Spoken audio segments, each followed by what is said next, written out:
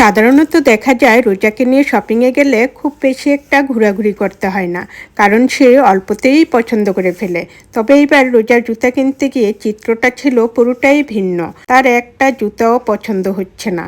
অবশেষে পুরো মার্কেট ঘুরে তার জুতা কিনলাম।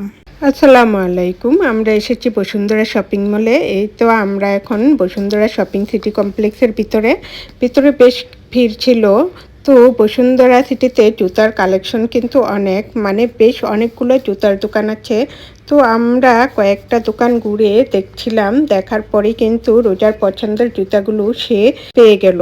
সে মূলত চেয়েছিল একটু অল্প হিল এবং সামনের অংশটা থাকবে একদম সিম্পল একটা ডিজাইন। তার পছন্দ ও চাহিদা অনুযায়ী এই জুতাটা ছিল একদম পারফেক্ট।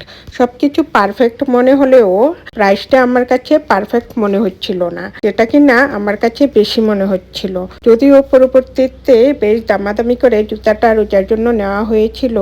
বড় মার্কেটেও দামাদামি চলে, তবে সাহস করে দামাদামি করলেই হয়।